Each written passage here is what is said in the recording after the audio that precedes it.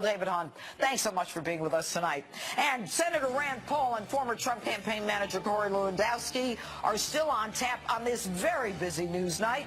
But next, we'll get deeper into the Syria situation and also talk about our newest Supreme Court Justice, Neil Gorsuch. What a week for the Trump administration. I'll talk about it with the panel next. Don't go away.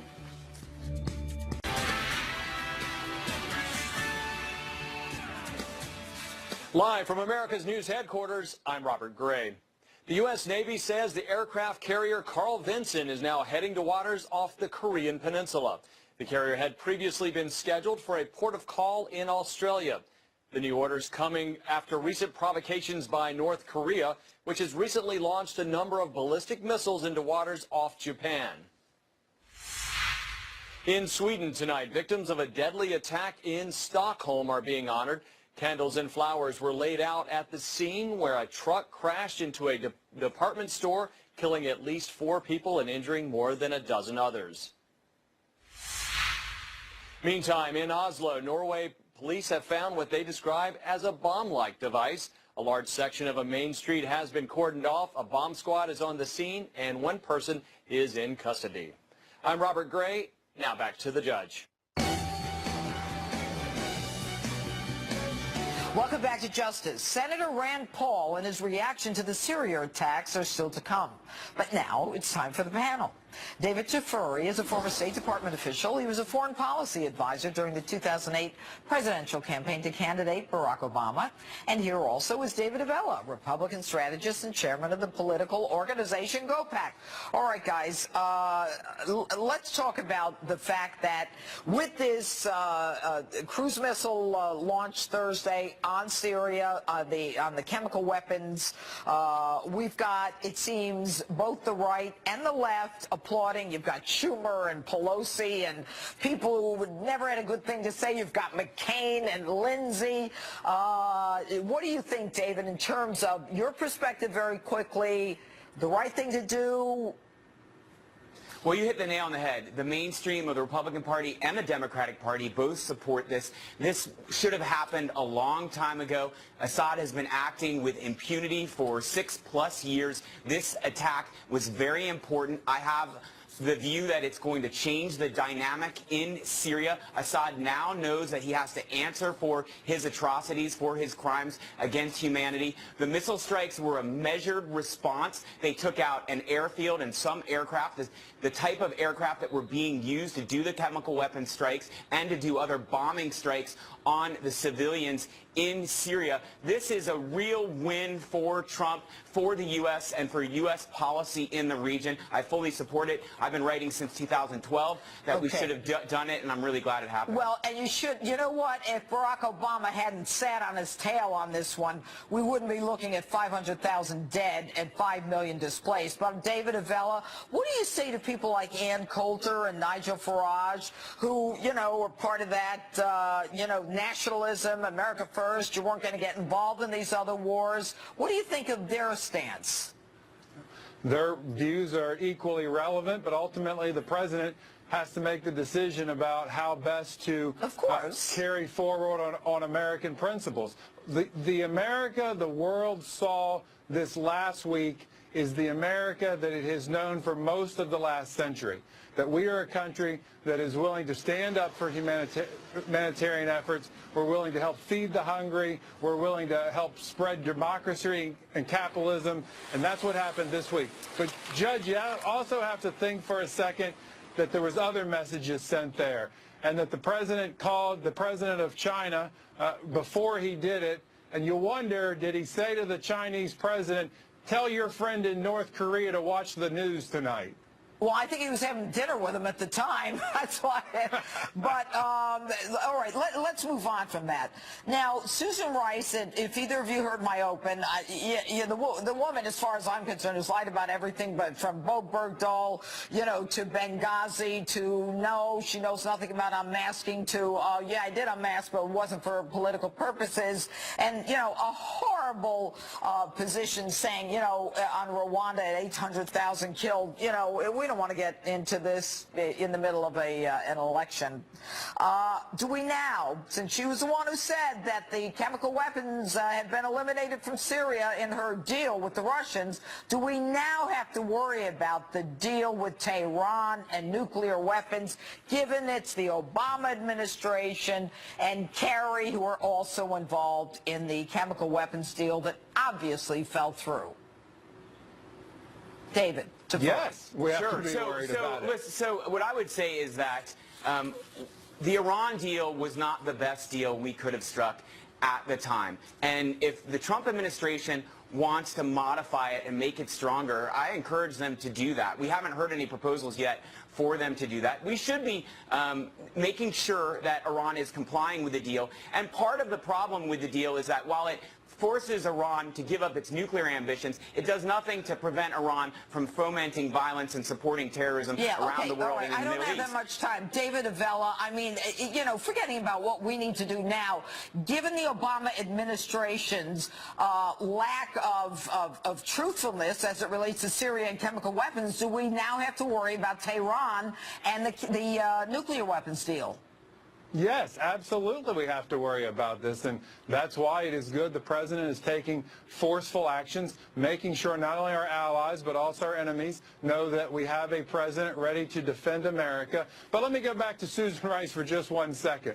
We're going to history is going to show the Obama administration is not much more than an organized crime syndicate, and Susan Rice was Fredo in this operation. She's either incompetent or lying about all this, and whether it be the surveillance that she says she didn't do, whether it be chemical warfare or chemicals, as you said, Judge, she's either lying or she's incompetent. All right, David, you've got like 10 seconds at this point. That's an outrageous statement that's not backed up by the facts. We need an independent counsel or a special commission for the Russians. Let me finish for a moment. Go. We need an independent counsel or a special commission to investigate this. They should investigate the ties between Russia and the Trump campaign. They can also investigate. They can also investigate what Susan Rice did. But so far, there are no facts for him to make that egregious, outrageous statement. Syria, Obama, and chemical weapons, and obviously it didn't work. David Avella, David Tafuri, thank you. Thank you. I'll talk live with a man who's had a front row seat as Donald Trump made tough decisions. Corey Lewandowski, the man who helped shape the president's run to the White House, is with me next. Don't go away. Welcome back to Justice. With me now, Donald Trump's former campaign manager, Corey Lewandowski. All right, good evening, Corey. I want to talk about Susan Rice for a moment and her role in the Obama administration and juxtapose it against what is happening to Republicans now in Congress as the Democrats and their united front go against every Republican, accusing them of all kinds of ethics violations, when this woman is the poster child for making representations that are not true.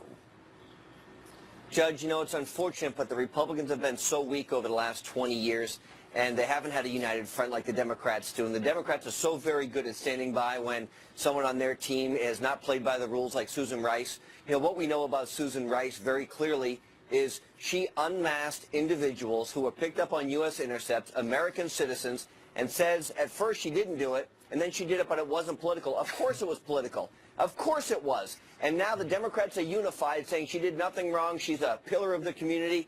The bottom line is she probably violated the law. This is a pattern that takes place in the Obama administration. When you look at the former attorney general whose plane just happened to be next to Bill Clinton's plane, as they happened to be discussing grandchildren and golf for 90 minutes. I mean, this is insane, Judge. And so what has happened is the Democrats are so very good at standing by next to each other when something goes wrong, and the Republicans, you know what they do? They run and hide. They recuse themselves. They say, we don't want to have any notion of impropriety. Even when nothing was done wrong, this is what happens, and this is why this is why they haven't had a strong leader in a long time. Now we've got Donald Trump to change that. Right, and they've got to take a few tips from him. But, you know, the whole idea of Susan Rice basically running a sting operation as a national security advisor when you've got all of these other agencies that do investigations is just stunning to me. And, you know, her position on Rwanda, where 800,000 were actually, you know, a genocide committed there, and she says, says, oh, we can't use the word genocide as it relates to when she was in charge of Africa Affairs in the Clinton administration, because it'd be bad for the midterm elections. But let's talk about another, woman who is the height of honesty, and that's Hillary Clinton. She says in the New York Times yesterday that the Russian hacking had a great effect on her loss in the election. Again, the Russians. Why did she lose? Look, she lost for one simple reason. She had a server sitting in some guy's bathroom in, like, Pennsylvania, where probably every kid who's, 12 years old or older had access to the thing. And her answer was, well, the Secret Service was guarding it, like they were standing next to the server, like this was going to do something. You've got to be kidding me. And then when Ed Henry from Fox News says, did you wipe the server clean? She takes out this cloth-like thing and starts wiping, like, did I wipe it clean? Yeah. It's such a scam.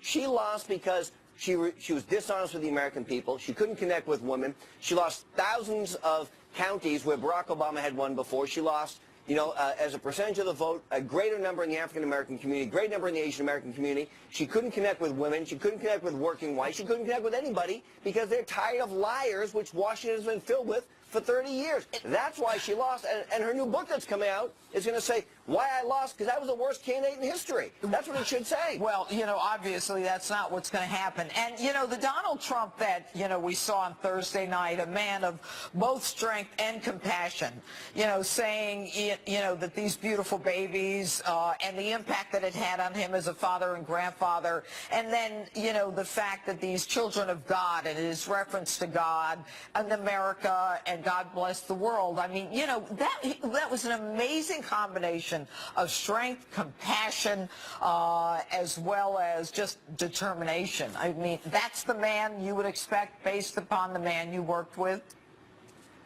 Judge, I know the president very, very well. I know he's the last person who wants to ever put the United States into a position that they shouldn't be involved in. But when you have a dictator killing his own people, killing his own children, killing his own women, when that can't be acceptable and shouldn't be acceptable to anybody. And the president stepped in and said, we will not tolerate this. This is something that is not acceptable on the world stage, and we will step in and ensure that this never happens again. If you're going to use chemical weapons against children and women in your own country, something must be done. Assad must be brought to justice. There's no question about this, and the president is strong enough to do that. Thank you, Corey Lewandowski. Thank you, Judge. All right, and Rand Paul joins me next. Stay with us.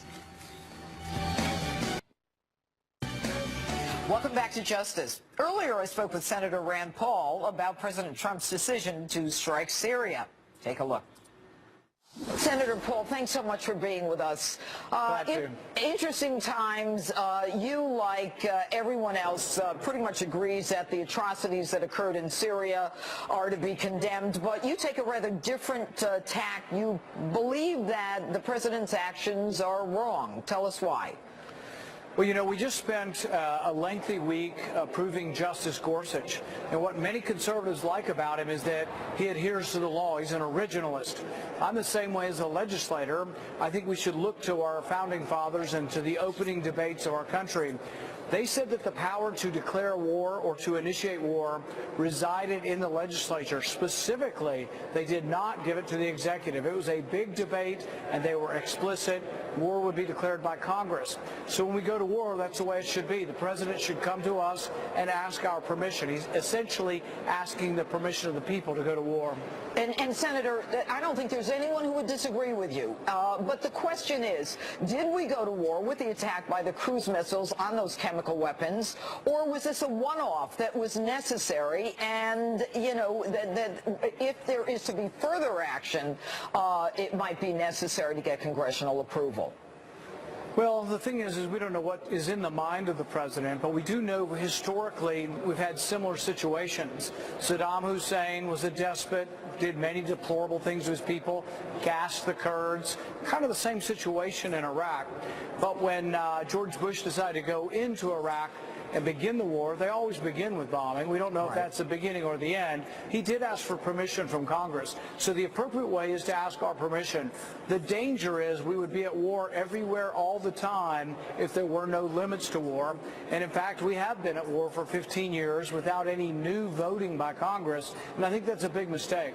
Well, and I don't think there's anyone who would disagree with you. We're in too many theaters. That goes without saying. But at the same time, Senator, you've got almost 500,000 100,000 people killed in Syria, 5 million of them, 5 million displaced all over the world. At some point, and everyone, even Chuck Schumer, agrees that what happened was horrific. And this guy, Assad, I guess my question would be, war has caused these refugees to flee and has caused these deaths. So will more war accelerating or accentuating the current war with our involvement, will there be less refugees and less death? I would say there'll probably be more death and more refugees. I don't know that our bombing will all of a sudden lead to peace. But Senator, if we don't get involved, what does he do? Just chemically gas every baby in the place and every woman and child? No, and then when there's no one left, sure, there's no war. He's doing it on his own. No, it's absolutely deplorable, but atrocity is not an excuse to disobey the Constitution. So, for example, throughout Africa, as we speak, there are warlords that are stealing the food, and there are babies with swollen stomachs who are in the process of dying today because of war chiefs. But we don't decide to bomb every thief, thug, and murderer in Africa. So what we do is we should have a process, because we can't be involved everywhere. So let's have a process. We need to think about what comes after Assad. Is our goal to displace Assad or just send a bunch of bombs up and say, you better listen? I don't know if that works. But the other thing is, if we displace Assad, are the people on the other side any better? Or are they perhaps worse? Or are they perhaps equally as bad as Assad? But isn't that a question that you ask if you're engaged in a war as opposed to a one-off based on exigent circumstances and based on the fact that there was a national security interest? You've got Al-Qaeda, al-Nusra, you've got ISIS, you've got chemical weapons, and by the way, not to mention Russia and John Kerry and Obama were supposed to get rid of all those chemical weapons. No surprise they're still there. A couple things we don't know. We don't know if this is the beginning of a war or a one-off. We also, some of those groups you listed are actually supposedly on our side against Assad. So al-Nusra and ISIS both hate Assad, and they actually hate Assad more than, or equally as much as they hate us. Some of the groups that we've given anti-tank weapons have said when they're done with Assad, they're going to attack Israel to take back the Golan Heights. I don't want my money or my weapons going to somebody that's going to attack Israel either. It is a mess, and I think the message is clear. We've got a president who is strong, who's going to act, and he ran on this. He said, I'm not going to telegraph what I'm going to do. I'm not going to go to Congress and have everybody fight about it, and they move it all out. But I would also offer another scenario, and I like the president. I'm a supporter of the president. Yeah, you played golf with him, didn't you, last week? Yes, and I like the president, both personally and professionally. I like the president. But what I would say is there's another way to appear strong. Right now, the one thing that the neocons up here would hate and would drive them crazy would be to actually talk to Putin. And unfortunately, all this Russia mess has made it probably hard for him to talk to Putin. But guess what? An international deal with Putin that gets rid of Assad is part of the answer. And that's probably more likely to happen with Russia's cooperation than without. Senator Rand Paul, it's always great having you on, Justice. Thank you so much. Thank you. We'll be right back.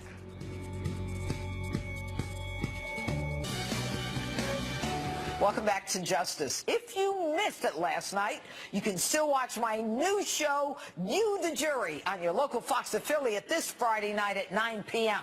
Take a look. Somebody died. I know that, so you killed her. In a country divided to the core, Jared, are you a racist? we hand the full power of the law to the biggest jury in history. Welcome to the new face of American justice. This is You the Jury. You the Jury, this coming Friday at 9 p.m. on your local Fox affiliate. In the meantime, remember to friend me on Facebook, follow me on Twitter, and on Instagram at Judge_Jeanine. Thanks so much for watching. Greg is next. See you next Saturday night. Thanks for being